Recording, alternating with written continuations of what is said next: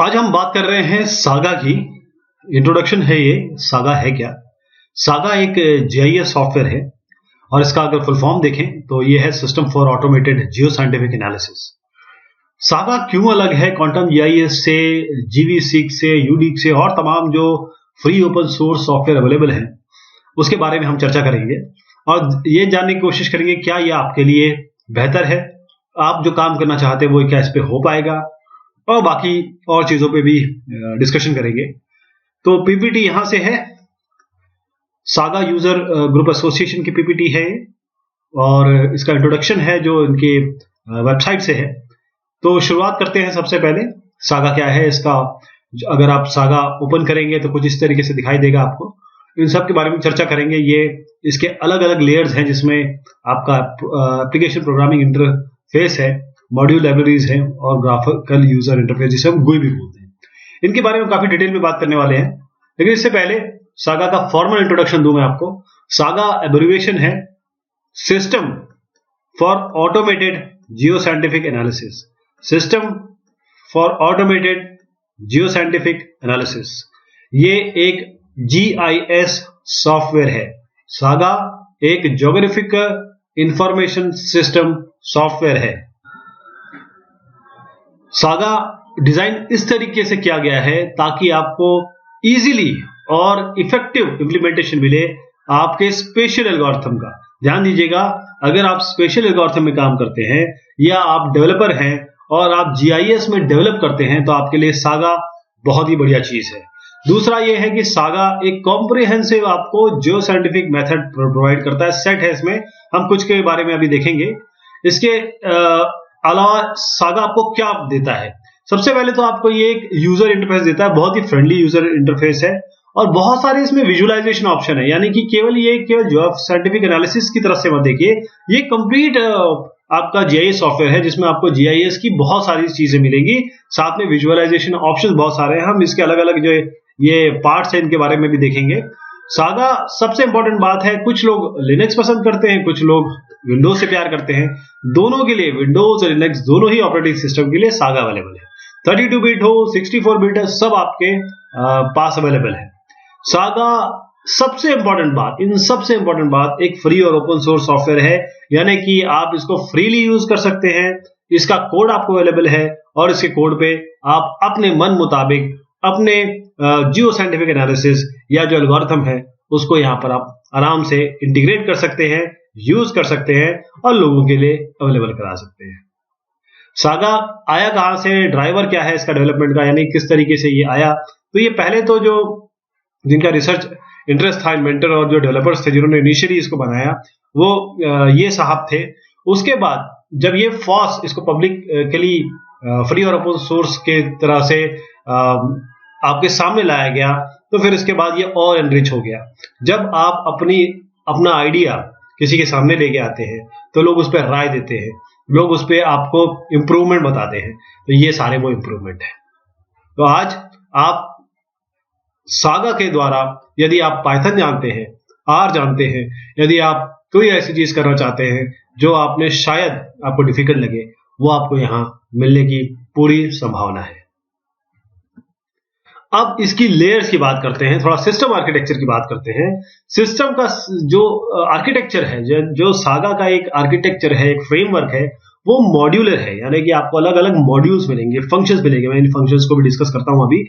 एक तरीके से आप जो फाउंडेशन मान सकते हैं वो एप्लीकेशन प्रोग्रामिंग इंटरफेस है इसके, जिसमें आपको डेटा ऑब्जेक्ट्स मिलेंगे, मॉड्यूल्स मिलेंगे, टूल्स मिलेंगे, हेल्पर्स मिलेंगे। इसके बाद आपकी लाइब्रेरीज है, मॉड्यूल की लाइब्रेरीज है। मॉड्यूल्स मतलब ये होता है एक फंक्शन जिसमें कुछ इनपुट जाता है, कुछ आउटपुट आता है।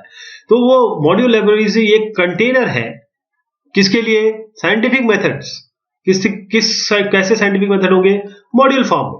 तो लाइब्रेरी है, DLL लाइब्रेरीज हैं और उसके अंदर वो आपके फंक्शंस अवेलेबल है, आप डायरेक्ट कॉल कर सकते हैं इनको।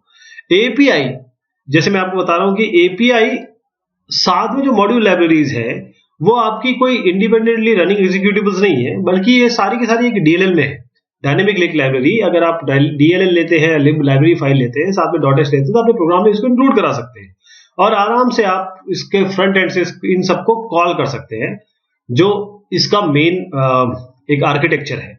ग्राफिकल यूजर इंटरफेस GUI जिसे कहते हैं, वो आपके दो जेनेरिक चीजों को डील करता है सागा। एक तो आपका मॉड्यूल मैनेजमेंट है, एक डेटा मैनेजमेंट है। यूजर इंटरेक्शन, आप यहां पर बैठे हुए हैं, आप यहां से इंटरेक्ट करेंगे, विजुअलाइज करेंगे चीजों को। मॉड्यूल को लोड करेगा, एग्जीक्यूट कराएगा। डेटा मैनेज क्या करेगा, जो टेबल, वेक्टर, रेस्टर डेटा उनको लेके आएगा। तो डेटा यहां से लेंगे, आपके मॉड्यूल इस पे डेटा पे काम करेंगे, और बैकग्राउंड में आपकी ये लाइब्रेरी से जो मॉड्यूल वाइज फंक्शंस है उसको कॉल किया जाएगा। तो ये देखिए कितना आसान, कितना बेहतर, एक बहुत ही क्लीन आपके पास एक साइंटिफिक एनालिसिस का एक सॉफ्टवेयर अवेलेबल है। अब मैं आपको कह रहा था कि ये मॉड्यूल क्या है। अब जो चीज जो कंप्यूटर साइंस वाले नहीं है उनके लिए बड़ी दिक्कत होगी कि ये मॉड्यूल की क्या बात कर रहे हैं, ये फंक्शंस की क्या बात कर रहे हैं। तो देखिए यहां से आता है कि एक फंक्शन है, कैसे फंक्शन है, इसको ग्राफिकल देखें कैसे होता है। आप यहां से यूजर इनपुट करेगा, वो इनपुट इसमें चला जाएगा, यूजर यहां से इनपुट करेगा। ये ग्राफिकल यूजर इंटरफेस है। यहां पर यूजर ड्रॉप डाउन करेगा, दो तीन चीजें सिलेक्ट करेगा, दो तीन में से एक चीज सिलेक्ट करेगा, वो इसके अंदर चली जाएगी। जैसे वो जाएगी वो एग्जीक्यूट कराएगा उसको, जैसे एग्जीक्यूट कराएगा आपका ये रिजल्ट आएगा। देखिए क्या हुआ, ये आपके पास एक डीएम है, एक शेडिंग है, आपको बस एक लूप चलाना है। यहाँ पर आपके मैथमेटिकल फंक्शन अवेलेबल है, ये मैथमेटिकल फंक्शन इस पे काम करेंगे सेट वैल्यू पे, और जैसे एग्जीक्यूट कराएंगे आपके पास ये रिजल्ट आ जाएगा। यानी आप इनपुट दीजिए और रिजल्ट दीजिए, इनपुट दीजिए रिजल्ट दीजिए, बैकग्राउंड में ये फंक्शन काम कर रहा है। फिर सागा मैनेजमेंट हो, एनालिसिस हो, मॉडलिंग हो, डेटा इंपोर्ट एक्सपोर्ट करिए, जिडाल इसके बैकग्राउंड में है, प्रोजेक्शन करिए, अलग अलग प्रोजेक्शन, वर्ल्ड की प्रोजेक्शन अवेलेबल है। चाहे आप रास्टर वाले हो यानी कि इमेज वगैरह से डील करते हो, या आप वेक्टर से डील करते हो, पॉइंट लाइन पॉलीगन से डील करते हो, वेक्टर अवेलेबल है आपके पास।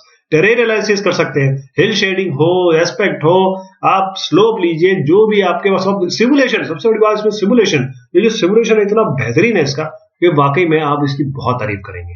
दूसरा ये देखिए 2005 से लेकर आज, ये रिसेंट, मैंने अभी जब आप ये सुन रहे होंगे, मतलब जब मैंने बनाया उस समय शायद कुछ और होगा, लेकिन जब मैंने बनाया तो आपके पास ये अवेलेबल है 49.7, इससे मतलब 50 MB की फाइल है, 64 बिट का जिप फाइल है। आराम से इसको, मतलब ऐसा भी नहीं कि आपको बहुत huge 600 500 MB Z8 GB 2 GB चाहिए, छोटा सा सॉफ्टवेयर है, लीजिए। और उसके बाद कितनी चीजें इसमें अवेलेबल है, सारे के सारे मॉड्यूल कोई सोफिस्टिकेटेड नहीं है, लेकिन सोफिस्टिकेशन भर भर के, यानी कि स्टेट ऑफ द आर्ट आपको फील्ड ऑफ एनालिसिस मिलेगा, इसकी गारंटी मैं आपको देता हूं।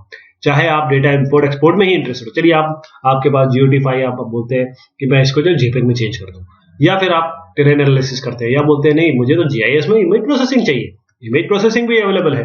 कार्टोग्राफिक मैप बनाना चाहते हैं, जियोरेफरेंसिंग कराना चाहते हैं, तो रास्टर और वेक्टर दोनों ही हैंडलिंग आपको मिलेगी। मेनी मोर मैं आपको बता नहीं सकता हूं, क्योंकि ये भी इस छोटी सी जगह में नहीं लिख सकते, हजारों आपके पास चीजें अवेलेबल है। अब इसका अगर आप सामने जब आपके सागा आएगा तो क्या क्या चीज मिलेगी इसमें, ये मैं आपको बताने जा रहा हूं।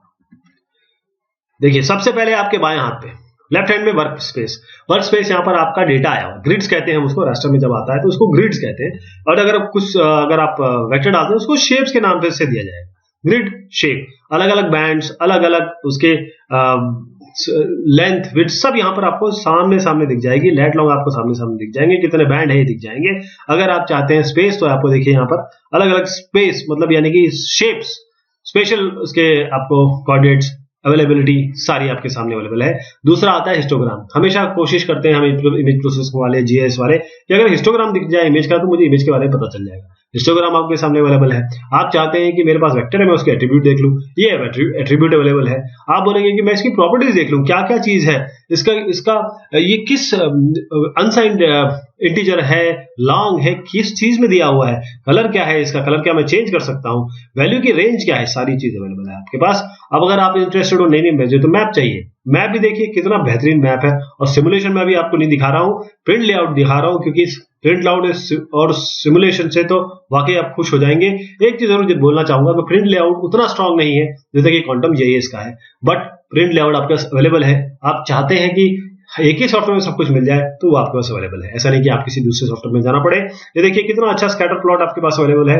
और सब दूसरी चीज, जब आप यहाँ पर साइंटिफिक कंप्यूटेशन कर रहे होंगे तो आपको यहाँ चीजें दिख रही होंगी, क्या हो रहा है क्या नहीं हो रहा है, तो आपके नोटिफिकेशन भी है। कोई प्रॉब्लम आती है, कोई दिक्कत आती है, यहाँ पर नोटिफिकेशन मिल रहा है, ऐसे नहीं कि कहीं और मिल रहा है, यहीं पे आपको मिल जाएगा। सारी चीजें यहाँ पर साथ साथ चल रही होगी, यहाँ काम करते रहिए, यहाँ नोटिफिकेशन देखते रहिए। उसके बाद स्क्रिप्टिंग, आप स्क्रिप्ट में इंटरेस्टेड है, अगर सागा आप यूज करेंगे तो इसके सागा के पास कमांड लाइन इंटरप्रेटर। कोई बोलता है कि देखिए मैं तो कमांड लाइन में काम करने में इच्छुक हूं, तो देखिए आपके पास अवेलेबल है। आप बहुत ज्यादा यूजर फ्रेंडली नहीं है इसका, बट स्टिल आपके पास बैच शेल स्क्रिप्ट आप लिख सकते हैं ताकि आप ऑटोमेशन कर सकें। और सबसे इंपॉर्टेंट बात इसमें ये है कि ये एक मेन्यू पे चले जाइए, जो आपके वर्कस्पेस में मेन्यू मिलेगा, राइट क्लिक करिए, क्रिएट स्क्रिप्ट कॉमन फाइल चाहिए, और ये देखिए आपके पास अवेलेबल हो गया। इससे आसान क्या हो सकता है, बस यहां लीजिए और आप यू कैन क्रिएट, ये इसको एग्जीक्यूट कराइए, चाहे क्रिएट करिए, कमांड लाइन पे ले जाइए और इसको रन करा दीजिए।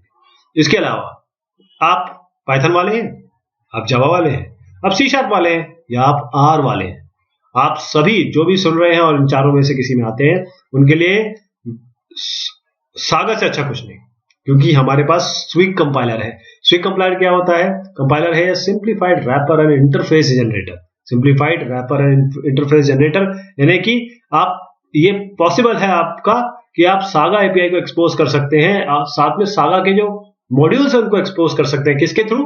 आप इन सब चारों के थ्रू, चाहे आप पाइथन वाले हो, चाहे जावा, चाहे सी शार्प, चाहे आर। इससे अच्छी चीज क्या हो सकती है? पाइथन, ये तो आपको पाइथन का इंटरफेस ऐसा अलाउ करता है कि आप वेब सर्वर पे या वेब सर्वर पे इसका इंटीग्रेशन कर सकते हैं, जैसे आर्कजीआईएस के साथ। आर्कजीआईएस एक प्रोप्राइटरी वो सॉफ्टवेयर है जीआईएस का, बड़ा स्ट्रॉन्ग सॉफ्टवेयर है, और मेरे ख्याल से ये ऐसा सॉफ्टवेयर ये जिसमें सारी पॉसिबिलिटीज है, उसके साथ भी आप यहाँ डील कर सकते हैं। फिर यूजर्स, रिसोर्सेज, फीडबैक ट्रेनिंग, कई फीडबैक ट्रेनिंग हो रही है, हर जगह अवेलेबल है। देखिए यहाँ पर एक मलेशिया का एग्जांपल दिया हुआ है, कैसे किस तरीके से लोग सीख रहे हैं, जान रहे हैं। तो इस पे इसकी ग्रोथ इतनी हो गई है, इतना लोग इसको सीख रहे हैं, क्योंकि इसकी पावर इतनी है। ये आपका अलग अलग लिंक्स है, आप चाहिए तो यहाँ से जाइए, डाउनलोड करना है तो सोर्स पे चले जाइए। ये आपकी वेबसाइट है, इसमें अलग अलग चीजें यहाँ पर अवेलेबल है, यहाँ पर आप डाउनलोड कर सकते हैं चीजों को। तो ये देखिए एक comprehensive availability free of cost आपके काम के लिए सामने। बहुत शुक्रिया, बहुत मेहरबानी आपसे।